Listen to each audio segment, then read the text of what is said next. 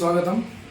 ఇవాళ కొండపల్లి సీతారామయ్య వర్ధంతి రోజు, అంటే ఏప్రిల్ 12, 2002 నాడు ఆయన మరణించారు.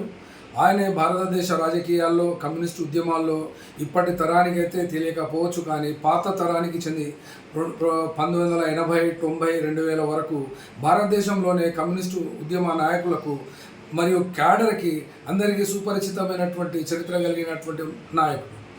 ఈయనపై ఉన్నటువంటి కేసులను కూడా 2002 ఆయన సరెండర్ అయ్యే నాటికి, లేదా ఆయనపై కేసులు విరమించుకోవాలి అనేటువంటి ఆలోచన కలిగినటువంటి రాష్ట్ర ప్రభుత్వం ఆయన పట్ల ఉన్నటువంటి పూర్తిగా పోలీసులు ఫైల్ చేసినటువంటి కేసులను ఎత్తివేయడం జరిగింది. స్థూలంగా చెప్పాలంటే ఆయన చిన్నతనంలోనే కమ్యూనిస్టు రాజకీయాల పట్ల ఆకర్షితుడై కృష్ణా జిల్లాకే కార్యదర్శిగా ఎన్నికయ్యారు. అంటే కమ్యూనిస్ట్ పార్టీకి ఆంధ్ర రీజియన్లో ఉన్నటువంటి కృష్ణా జిల్లాకి కార్యదర్శిగా అయ్యారు. తర్వాత కమ్యూనిస్టు పార్టీలో వచ్చినటువంటి విభిన్నమైనటువంటి ఆలోచనలు, అంటే స్ప్లిట్ కానీ లేదా సిపిఐ ఎంఎల్ పార్టీ ఆవిర్భావం 1969 ప్రాంతంలో శ్రీకాకుళం కంటే ముందుగా చార్ మజుందార్ నాయకత్వంలో వెస్ట్ బెంగాల్లో వచ్చినటువంటి నక్సల్బరీ ఉద్యమంతో దానికి అట్రాక్ట్ అయ్యి ఆయన సిపిఐఎంఎల్ పార్టీ అప్పటికి పేరు లేకపోయినా కూడా సిపిఐఎం ఏ పార్టీలో కూడా చేరకుండా సైలెంట్గా ఉండిపోయి ఒక హిందీ పండిత్గా వరంగల్లో ఉన్నటువంటి ఒక క్రిస్టియన్ కాలేజీలో ఒక టీచర్గా జాయిన్ అయ్యారు. అప్పుడు ఆయన జాయిన్ అయినటువంటి కాలంలో అప్పటి వరకే కేజీ సత్యమూర్తి, ఆయన శివసాగర్ గాను, ఎస్ఎం గాను, సత్యమూర్తి గాను పరిచితమైనటువంటి వ్యక్తి. వాళ్ళిద్దరూ కలిసి సిపిఐఎంఎల్ పార్టీ ఆవిర్భావానికి కృషి చేసిన తర్వాత ఆ కాలంలోనే శ్రీకాకుళంలో జరిగినటువంటి సాయుధ పోరాట పంధాకి, సిపిఐఎంఎల్ పంధా చార్మజుందార్ చెప్పినటువంటి పంధాకి ఆకర్షితుడై ఆ పోరాటాల్లో పాల్గొనడం జరిగింది.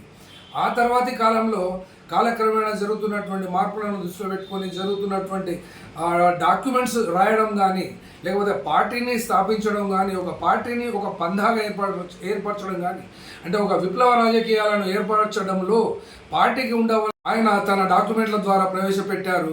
ఆ పార్టీ అప్పుడు రాసినటువంటి డాక్యుమెంట్లు, ఆయన స్పీచెస్ అవన్నీ కూడా ఇప్పటి వరకు కూడా వివిధ రూపాల్లో, వివిధ అంశాల పట్ల, వివిధ స్థాయిల్లో అవి వేరువేరుగా ఉన్నా కూడా వాటిని కొంతమంది తెలంగాణలోనే ఒక పుస్తకం రూపంలో తీసుకొచ్చినట్టు మనకు కనబడుతున్నది. అయినప్పటికీ భారతదేశంలో విప్లవ ఉద్యమానికి కొండపల్లి సీతారామయ్య పేరు ఇప్పటికీ నిలబడే ఉంది. ఎవరు ఇప్పటి తరం వాళ్ళు గుర్తుంచుకోకపోయినా పాత తరం వారికి మాత్రం ఆయన ఎంతో స్ఫూర్తినిచ్చారు. ఈ ఉద్యమము ఒకటిగా మాత్రం నిలబడలేకపోయింది. ఆయన చివరి రోజుల్లో ఆయన తన మనవరాళ్ళ ఇంట్లో విజయవాడలో చనిపోవడం జరిగింది. కానీ ఆయన చేసినటువంటి శ్రమ, ఆయన పడ్డటువంటి నిబద్ధత, ఆయనలో ఉన్నటువంటి కమ్యూనిస్టు స్వభావం ఈనాటి కమ్యూనిస్టులకు ఉందా లేదా అనేది మాత్రం ఆయన గురించి తెలిసినటువంటి వాళ్ళు, ఆయన నేర్పించినటువంటి పాఠాలు నేర్చుకున్నటువంటి వాళ్ళకు వాళ్ళే అంతర్మదనం చేసుకోవాల్సిన ఆవశ్యకత ఎంతో ఉంది. భారతదేశానికి కమ్యూనిస్ట్ ఉద్యమం ఎంత అవసరమో అంతగా వాళ్ళు పరితపించి వారు చనిపోయారు. వారి త్యాగాలకు ఇప్పటి తరం గుర్తుపెట్టుకున్నట్టు మాత్రం కనబడడం లేదు. ఇప్పటి తరానికి వాళ్ళు అవసరం లేనట్టుగానే ఉన్నారు. కానీ చరిత్ర ఎప్పుడు కూడా గతించినటువంటి విషయాలను చరిత్ర తమ గమనంలో తీసుకుంటుంది. భవిష్యత్తు నిర్మించాలనుకునే వారికి మాత్రం చరిత్ర చదవడం అవసరం. కేవలం పశువులుగా జీవించిపోవడం అనుకుంటే చరిత్ర వాళ్ళు చదవరు. వచ్చేటువంటి కాలాన్ని కూడా వారు నిర్ణయించలేరు.